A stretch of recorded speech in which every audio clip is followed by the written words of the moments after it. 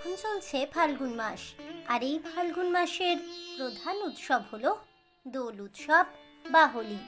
কিন্তু জানেন কি, এই হোলির উৎসব আসলে কেন পালন করা হয়? কেনই বা একে রঙের উৎসব বলে? আর কেনই বা এদিনে রং খেলা হয়ে থাকে? ভারতবর্ষ ছাড়াও আর কোন কোন দেশে কিভাবেই বা এই হোলি উদযাপিত হয়ে থাকে জানেন কি বন্ধুরা? হোলির ইতিহাস সম্পর্কে জানতে হলে অবশ্যই ভিডিওটি স্কিপ না করে শেষ পর্যন্ত দেখতে থাকুন। নমস্কার বন্ধুরা, অজানার পথের নতুন পর্বে আপনাদের সকলকে স্বাগত জানাই। দোলযাত্রা বা হোলি হলো একটি প্রধান হিন্দু উৎসব, যা বসন্তকালে রঙের উৎসব নামেও বিশেষ পরিচিত। এই উৎসবের মাধ্যমে রাধা কৃষ্ণের শাশ্বত ও ঐশ্বরিক প্রেমকে উদযাপন করা হয়। হোলিকা দহন অশুভ শক্তির বিরুদ্ধে শুভ শক্তির জয়কে নির্দেশিত করে। এই ভারতীয় উপমহাদেশে বসন্তের আগমন, শীতের অবসান এবং প্রেমের প্রস্ফুটনকে চিহ্নিত করে। এটি একটি শুভ বসন্তকালীন ফসলের জন্য উৎসব বটে। হোলি এক রাত ও এক দিন ধরে পালিত হয়, যা শুরু হয় পূর্ণিমার সন্ধ্যায়। হিন্দু বর্ষপঞ্জির ফাল্গুন মাসে এই উৎসবটি পালন করা হয়, তাই একে ফাগুনের উৎসবও বলা হয়ে থাকে। এটি বিভিন্ন জায়গায় বিভিন্ন নামে পালিত হয়। পশ্চিমবাংলায় এই উৎসব বসন্ত উৎসব বা হোলি নামে পালন করা হয়। আবার এই উৎসবই দোলযাত্রা, ফাগু পূর্ণিমা, পাহাড়ি অঞ্চলে ফাগুয়া বা ফাকুয়া নামেও পরিচিত। উত্তরপ্রদেশ, পশ্চিম বিহার, উত্তর পূর্ব ঝাড়খণ্ডে ফাগুয়াহা এবং এই উৎসবের দিনটি রঙওয়ালি হোলি, কোথাও আবার ধুলেটি, ধুলান্দি ইত্যাদি নামেও বিশেষ পরিচিত। হোলির উৎসব হলো একটি প্রাচীন হিন্দু উৎসব, যার নিজস্ব সাংস্কৃতিক আচার অনুষ্ঠান রয়েছে, যা গুপ্ত যুগের আগে উদ্ভূত হয়েছিল। নারদ পুরাণ এবং ভবিষ্য পুরাণের মতো প্রাচীন গ্রন্থগুলিতেও এর বিবরণ রয়েছে। রাজা হর্ষের সপ্তম শতাব্দীর রচনা রত্নাবলীতেও হোলি উৎসবের উল্লেখ পাওয়া যায়। এছাড়াও দণ্ডির দশকুমার চরিত পুরাণে, কবি কালিদাসের চতুর্থ শতাব্দীর দ্বিতীয় চন্দ্রগুপ্তের রাজত্বকালেও হোলির উৎসবটি উদযাপিত হয়েছিল মহা ধুমধাম সহকারে।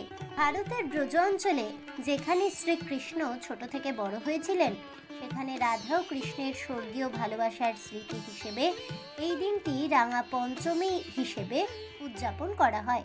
বসন্তের সূচনার সাথে হোলি প্রেমের উৎসব হিসেবেও পালিত হয়। ঋষি গর্গের রচিত গর্গ সংহিতায় সাহিত্যের প্রথম কাজ, যেখানে রাধা কৃষ্ণের হোলি খেলার বর্ণনার উল্লেখ পাওয়া যায়। হোলিকে ফাগুয়াহা বলা হয়। এক্ষেত্রে হোলিকাকে বলা হয় পুতনা।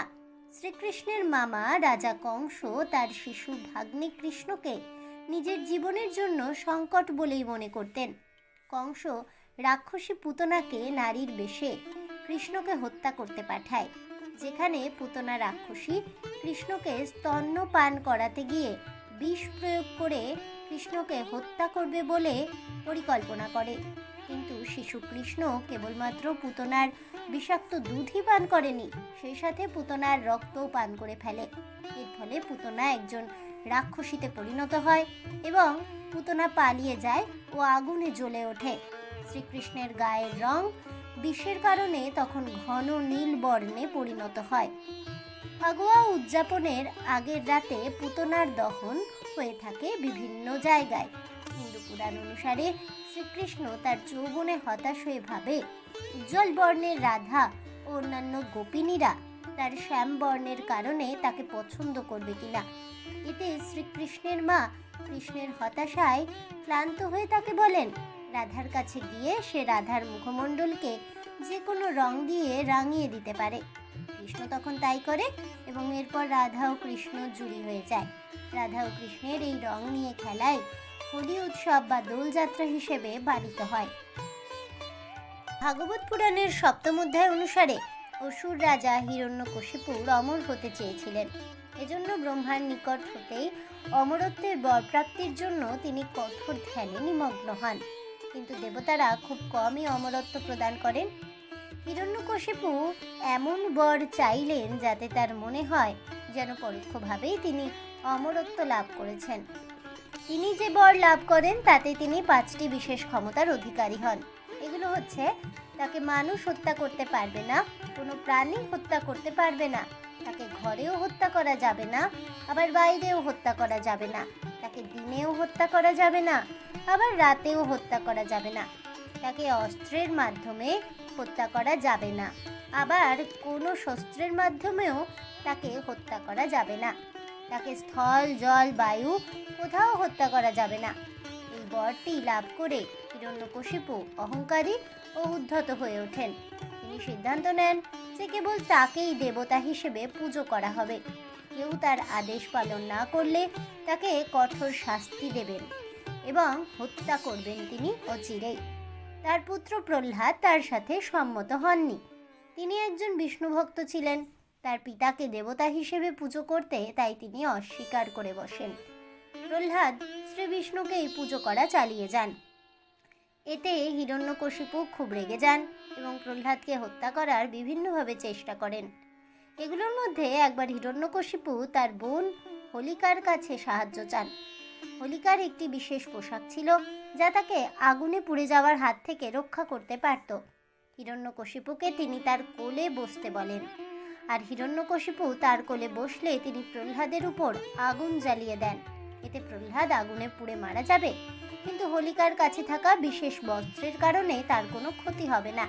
কিন্তু সেই আগুন জ্বলতেই হোলিকার শরীর থেকে সেই বস্ত্র হারিয়ে যায়, প্রহ্লাদের শরীরকে আবৃত করে। এতে হোলিকা আগুনে পুড়ে দগ্ধ হয়ে মারা যায়, আর প্রহ্লাদ চরম ক্ষতির হাত থেকে বেঁচে যায়। বিষ্ণু নৃসিংহ অবতার রূপে গোধূলি লগ্নে আবির্ভূত হয়ে হিরণ্যকশিপুকে ঘরের চৌকাঠে নিয়ে যান। তাকে নিজের কোলে বসিয়ে তার উপর হিরণ্যকশিপু নাড়ি ভুঁড়ি বের করে তার থাবা দিয়ে তাকে হত্যা করেন।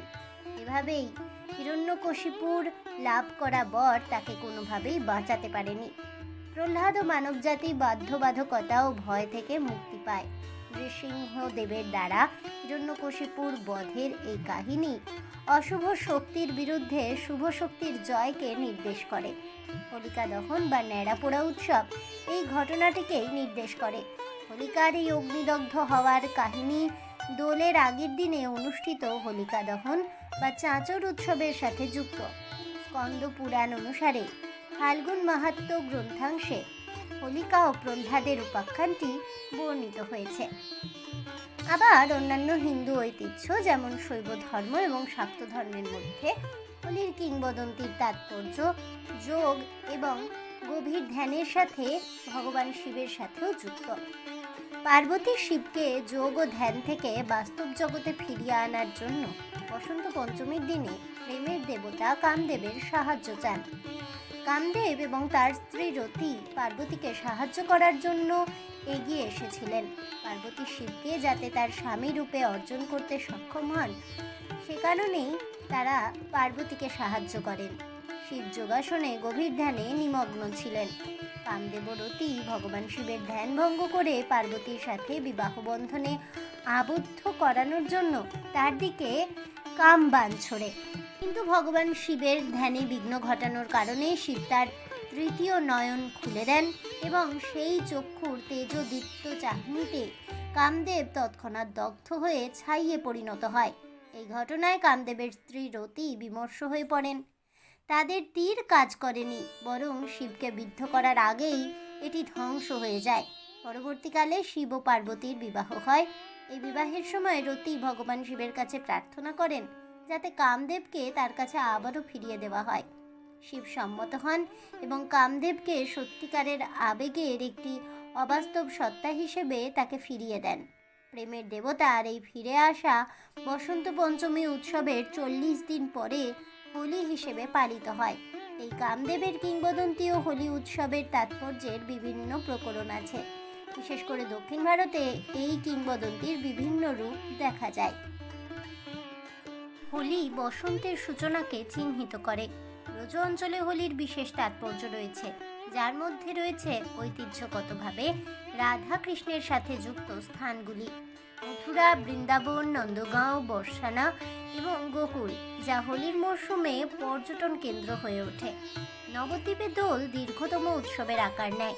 বিভিন্ন মন্দিরে দোল পূর্ণিমার পরেও চলে তৃতীয় দোল, চতুর্থ দোল, পঞ্চম দোল, সপ্তম দোল, দশম দোল।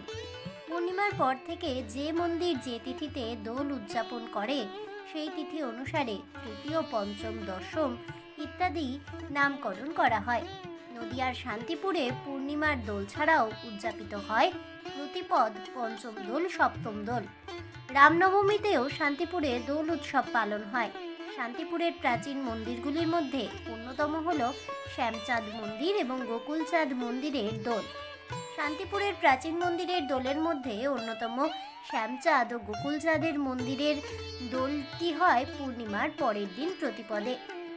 দোলের সন্ধ্যায় হয় চাঁচর উৎসব, পরদিন বিশেষ পুজো, ভোগ, নাম সংকীর্তন, শেষে সন্ধ্যায় শ্যামচাঁদ আলোকসজ্জা সহ শোভাযাত্রায় বের হয়ে নগর পরিক্রমা করেন। এই দৃশ্য দেখতে রাস্তার দুধারে বিরাজমান অসংখ্য ভক্তবৃন্দ। এই শোভাযাত্রা গোস্বামী বাড়িতে গিয়ে শেষ হয়। সেখানে হয় ডালি ধরা উৎসব।